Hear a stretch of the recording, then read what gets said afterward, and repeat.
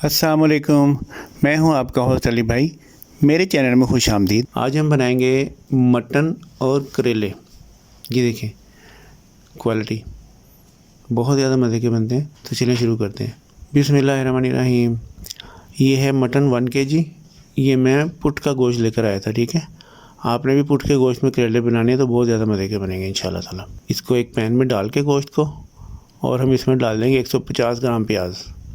ये एक प्याज था थोड़ा सा बड़ा, वो स्लाइस में काट लिया। और हम टमाटर डालेंगे 400 ग्राम। इसमें जो है जिंजर वो 1.5 टेबल स्पून जाएगा कुटा हुआ, और कुटा हुआ गार्लिक वो भी 1.5 टेबल स्पून जाएगा।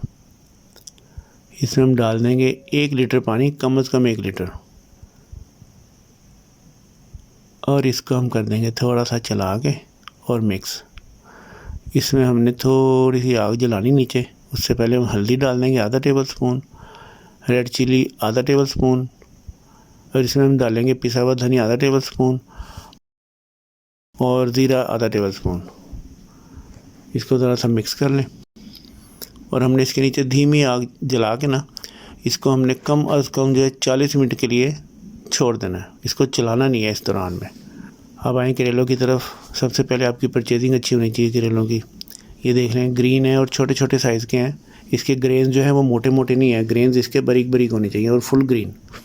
असल में यही करेले होते हैं मौसम वाले। इन करेलों को मैं आपको बताता हूँ। इस तरह सेंटर से काट दें और चम्मच की मदद से आप इसमें से सारे बीज निकाल दें। ये देखें इस तरह से। ये ले जी, हो गया। अब इस करेले को हम इस तरह रख के और इतने इतने मोटे स्लाइसिस में काट लेंगे सारे करेलों को। इसको हमने घरूटना नहीं है, धोना नहीं है, कुछ नहीं करना, पहले धो लेना बस। ये देख लें, ठीक हो गया। अब हम तेल में इन करेलों को शामिल कर देंगे। ये देखें हो गया जी।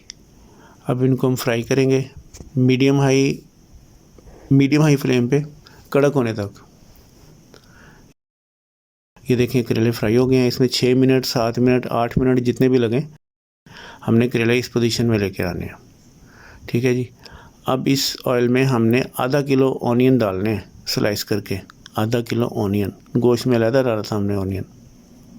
इस ऑनियन को हमने हल्का सा बादामी करना है, वाइट पे रहे तो ये ज़्यादा टेस्ट देगा। इसको हमने रेड नहीं करना, ज़्यादा ब्राउन बादामी नहीं करना, ये वाइटिश रहने दें बस। इसको निकाल लें करेलों के साथ ही। ले जी, ये पोजीशन होनी चाहिए।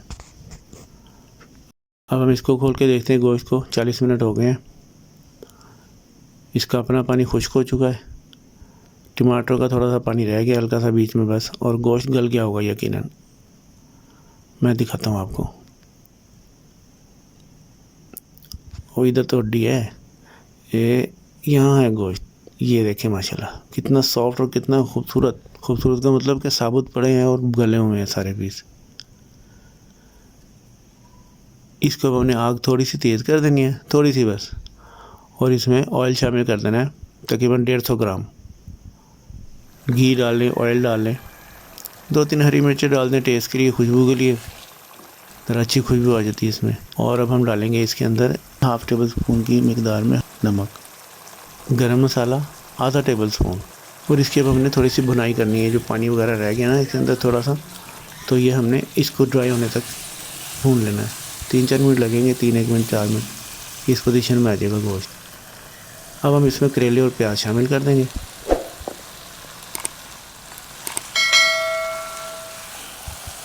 बस इसे थोड़ा सा उलट पलट करके ऊपर नीचे,